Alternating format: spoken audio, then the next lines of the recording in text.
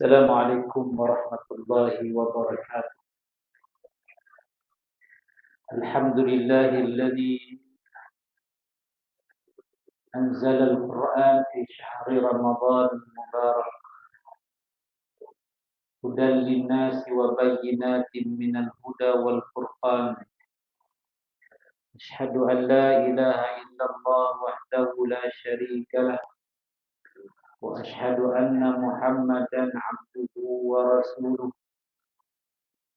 اللهم صل وسلم وبارك على سيدنا محمد وعلى آله وأصحابه أجمعين. أما بعد. Yang berbahagia pengurusi ahli jawatan kuasa pimpinan Surau Diri Jumaah, para ilmuwan, asatidzah, alim ulama, muslimin yang dirahmati Allah sekalian. Alhamdulillah, kita nyatakan syukur kita pada Allah Subhanahu wa taala kerana diberi kesempatan, ruang, rezeki untuk meneruskan hidup kita dalam bulan yang dengan syarat dengan keberkatan, yang pada bulan ini juga Allah Ta'ala menurunkan Al-Quran yang memberi panduan petunjuk kepada seluruh umat manusia. Juga Allah Ta'ala menurunkan Al-Quran ini sebagai penjelasan, penerangan terhadap petunjuk. Juga Allah Ta'ala turunkan Al-Quran ini sebagai Furqan, sebagai pemisah, memberi penjelasan tentang kebenaran dan kepalsuan. Terarahnya hidup orang-orang mukmin ini kerana adanya petunjuk, yakni Al-Quran. Tuan-tuan yang dirahmati Allah Subhanahu wa taala, sudah tak sedar kita sudah berada pada hari yang ke berapa? 26. Pantasnya masa berlalu. Nabi SAW menyebut dalam hadis, la taqumu as-sa'ah hatta yataqarrabu az-zaman. Tak berlakunya kiamat ni sehingga perjalanan masa ni pantas, cepat. Kita tak terasa. Tengok dah penghujung Ramadan. Terkadang kita merasakan kepantasan masa itu menyebabkan kita tidak ada kesempatan untuk beramal. Kita tak sempat nak buat macam ni, nak buat ni. Nabi kata apa? Fatakunu sanatu kasyahr. Setahun itu bagaikan sebulan. Wasyahr kal Jum'ah. Satu bulan tu bagaikan seminggu. Seminggu bagaikan sehari. Sehari bagaikan 1 jam. 1 jam tu bagaikan sambaran api. Cepat, pantas.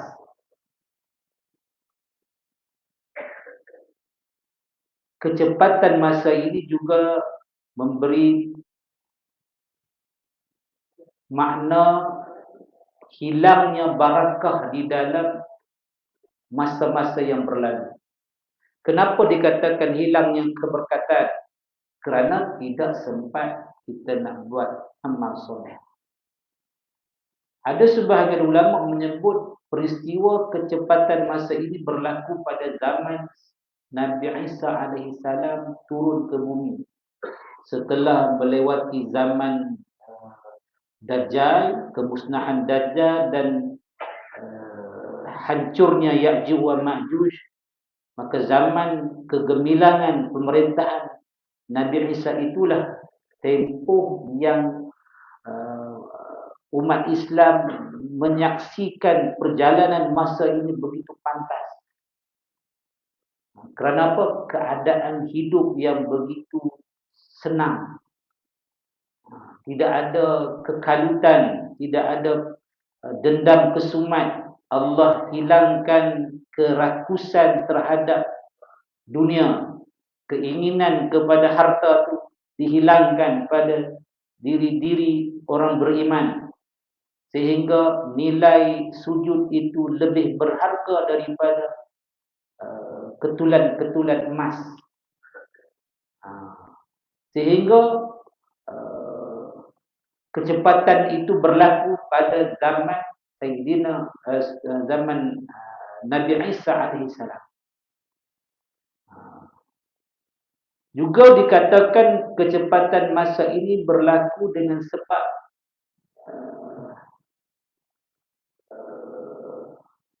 sudah tidak pedulinya manusia ini kepada hal ehwal agama. Orang tak peduli lagi tentang kepentingan memelihara diri dia ataupun memelihara agama dia. Dalam isu berkaitan tentang kehidupan dia, melaksanakan amal-amal soleh ini sudah tidak diperlukan. Maka itulah zamannya kecepatan masa. Baik, tuan-tuan yang dirahmati Allah Subhanahu wa taala. Dalam keadaan kita menyaksikan kepantasan masa ini, kita sebagai umat Islam berhadapan dengan suatu keadaan di mana kita diserang oleh nafsu, menyebabkan kita tak berkesempatan nak melakukan amal soleh. Kita merasakan begitu dan memang kita tak sempat nak beramal soleh. Kerana apa? Inna nafsa la'ammaratun bisu' illa ma rahima rabbi. Sesungguhnya nafsu itu akan berterusan. Nafsu manusia itu sangat menyuruh melakukan kejahatan kecuali orang yang diberi rahmat oleh Tuhan. Siapa yang diberi rahmat terselamat dia daripada hasutan. Al-Imam Junaid menyebut tentang bagaimana nafsu ini dia mengajak manusia melakukan sesuatu perkara yang mungkar.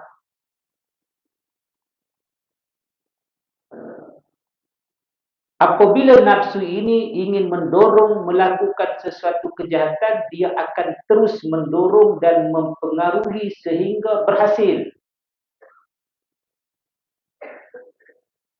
Apabila nafsu ini meminta sesuatu kepada diri dia, kepada diri kita ni, maka dia akan menghasut secara berterusan sehingga mempengaruhi diri itu dan tercapailah kehendak dia. Dia akan hasut. Dia akan konsisten menghasut sehingga tercapai keinginan nafsu tersebut. Dia berbeza dengan hasutan syaitan. Hasutan syaitan ni dia menggunakan nafsu tadi untuk mencapai matlamat dia. Kata ulama, kata Syekh Junaid, dia kata berlawanan dengan syaitan.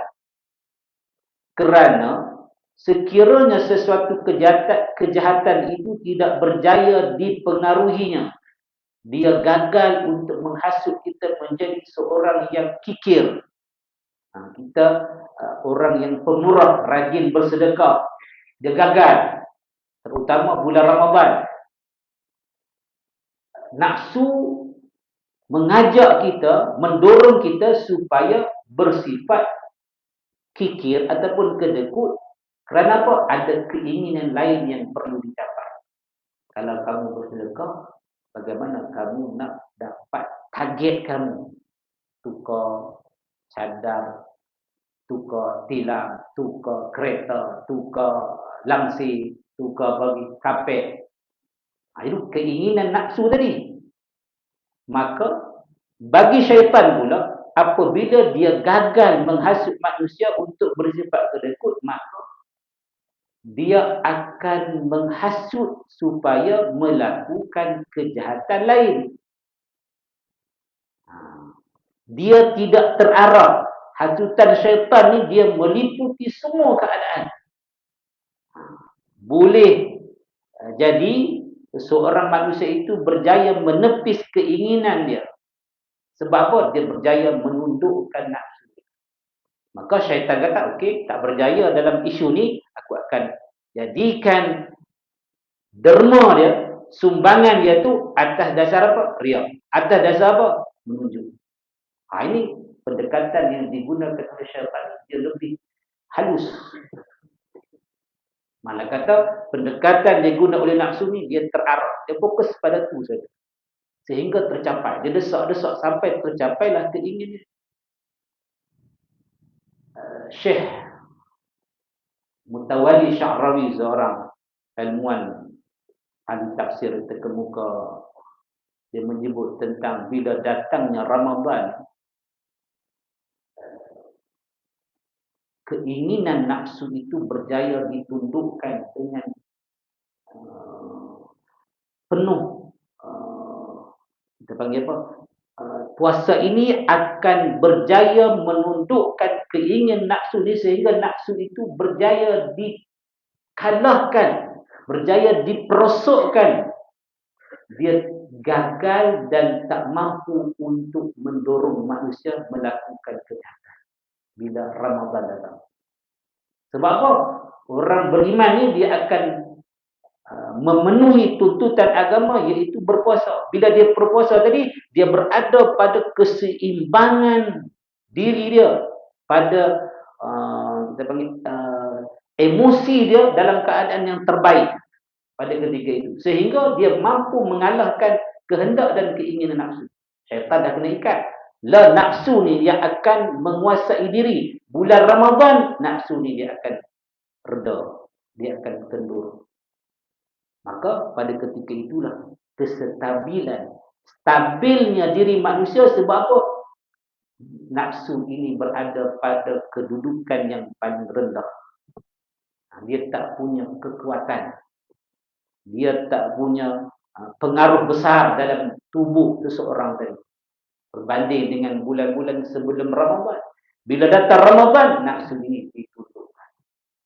Ini antara hikmah Allah Subhanahu wa taala jadikan bulan Ramadan ini, kewajipan berpuasa adalah sebagai medan untuk menundukkan kerasukan, kerakusan nafsu syahwat tadi. Sehingga manusia yang beriman tadi mampu mengawal diri dia dalam tempoh selepas Ramadan.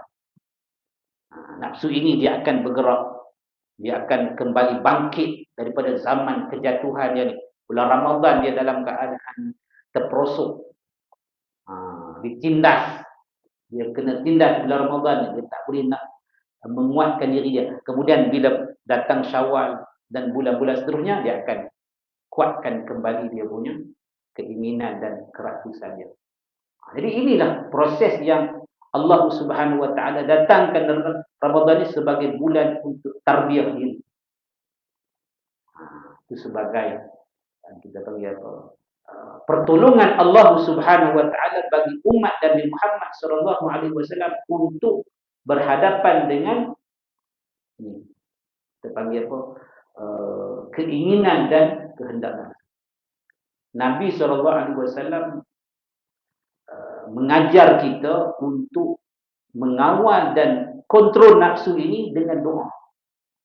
Antara doa yang masyhur Nabi SAW mengucapkan ataupun mengungkapkan, Allahumma fatiris samawati wal ard, alimul ghaibi wasyahadah, rabba kulli syai'in wa malik, Ashhadu an la ilaha illa anta, a'udzubika min syarri nafsi wa syarri syaitan wa syirk. Ya Allah, Ya Allah yang menjadikan langit dan bumi, yang mengetahui perkara ghaib dan yang nyata, Tuhan bagi setiap sesuatu dan pemiliknya. Aku bersaksi bahawa tiada Tuhan yang berhak disembah kecuali Allah. Aku berlindung padamu dari kejahatan diriku sendiri. Ini dia kata nafsu tadi. Nafsu itu datang daripada diri kita. minta perlindungan Allah supaya nafsu ini mampu dikontrol, mampu ditawan, mampu ditundukkan dengan doa. Doa penting. A'udzubika min syarri nafsi. Aku minta perlindungan daripada keburukan diri sendiri. Itu bermula daripada nafsu. Kemudian wasyarri syaitan, dan kejahatan syaitan dan teman sekutu. Syaitan ni minal jinnati wan nas, di kalangan jin dan manusia. Syaitan apa dia? Dia membisik-bisikkan kejahatan, keraguan, syak wasangka, was-was. Was-was tu daripada syaitan lah. Bila kita ada keinginan nak berbuat baik, kita nak menyumbang, kita nak bersedekah, maka syaitan akan membisikkan kefakiran. Asy-syaitanu ya'idukumul faqr. Syaitan ni dia akan datangkan bisikan pada jaminan kefakiran. Kamu akan jadi papa kedana, kamu akan miskin, kamu tak boleh nak teruskan kehidupan sebab sumbangan yang kamu bagi ni. Itu kita panggil apa? Helak. Yang digunakan oleh syaitan untuk menghilangkan keinginan manusia ni melakukan kebaikan. Wallahu ya'idukum maghfirah. Allah, tapi janji Allah ni bagi orang yang bersedekah, bagi orang yang menderma tadi, jaminan keampunan, jaminan kerahmatan. Jadi bagi mereka yang selamat daripada gangguan nafsu syahwat, daripada bisikan syaitan ni, adalah golongan yang dikurniakan oleh Allah dengan rahmat. Itu yang disebut dalam ayat tadi, illa ma rahimah, kecuali siapa yang dikurniakan oleh Allah Ta'ala dengan rahmat. Rahmat, kita mampu datang ke surau, ke tempat-tempat yang mulia ini atas rahmat Allah. Bagaimana kita nak mengetahui tentang naungan rahmat Allah itu meliputi hidup kita? Tengok tentang keadaan diri kita. Kita nak buat baik ni mudah. Bila kita nak buat jahat ni jadi susah. Itu rahmat Allah tu. Kita nak datang masjid ni jadi ringan tubuh badan kita. Walaupun ada terkadang tadilah keinginan nafsu tadi yang mengajak kita, alah malam ni saja, tapi malam ni pergilah. Ini antara mesej-mesej yang kadang-kadang kita terpengaruh. Malam ni, siang tadi buat macam-macam kerja, kacau dodoi, kacau apa tu, buat kuih raya macam-macam. Jadi apa salahnya malam ni saja? Malam ni tak main lah. Jadi antara yang disebut oleh ilmuwan dia kata apa? Bila malam daripada malam Ramadan kita rasa liat sangat, bulan malam Lailatul Qadar lah tu. Tapi masalahnya Ustaz, tiap malam rasa malam. Tiap malam rasa malam, bermakna tiap malam kita terlepas Lailatul Qadar. Jadi ni penghujung ni. Ada macam-macam pendapat. Kiam mulai pula. Apa tu, Lailatul Qadar dah lepas dah. Malam Jumaat baru ni. Kan? Ada orang.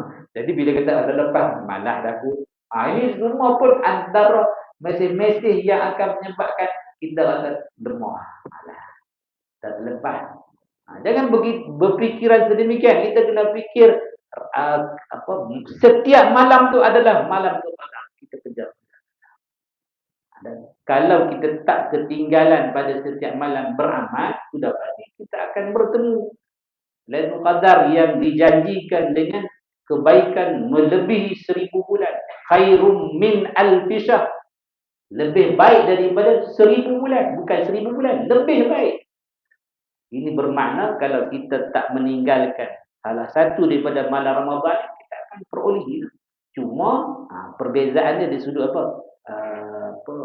jumlah, bilangan, kualiti, yang kita lakukan pada malam tersebut, banyak atau sedikit. Zikir kita, solat kita, sujud kita, rukuk kita mungkin berbeza pada malam-malam. Cuma Allah Ta'ala telah memberi isyarat kepada Nabi SAW supaya mengkhabarkan kepada umatnya tentang bilanya malam Lailatul Qadar, yang disarankan supaya kita mencari pada malam-malam ganjil. Ini semua pemudah urusan kita lah. Kita nak berqiyamul setiap malam, tak larang. Cari malam-malam ganjil. Jadi ini semua antara kelebihan yang Allah Ta'ala kurniakan bagi umat Nabi Muhammad SAW. Dan Nabi sifatkan perbezaan orang yang dapat merasai bulan Ramadan dengan orang yang tak sempat. Dia tak sempat bertemu Ramadan. Kita sempat, ambil peluang tu. Kerana peluang inilah dia akan menjarakkan kita dengan orang lain dari sudut kehebatan beramal dalam bulan Ramadan yang Nabi SAW ibaratkan seperti mana jarak bagaikan langit dengan bumi. Jauhnya tu perbezaan. Sebab apa?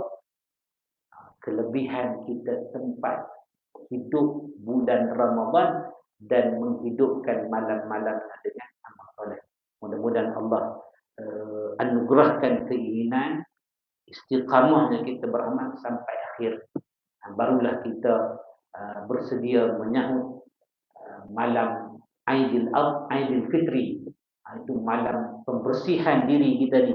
Hari kita membersihkan diri, iaitu kita melaksanakan kewajipan yang seterusnya dalam hidup kita, iaitu melaksanakan ibadah zakat, iaitu zakat fitrah. Kalau dalam mazhab kita ni, paling afdal kita menunaikan zakat tu di tempat mana kita melaksanakan Aidil Fitri. Kita solat dekat mana Aidil Fitri tu? Di situlah tempat kita melaksanakan keluarkan zakat fitrah. Jadi jangan lupa tuan-tuan, zakat fitrah. Di sini ada Amir Ustaz Akhiril, boleh bayar.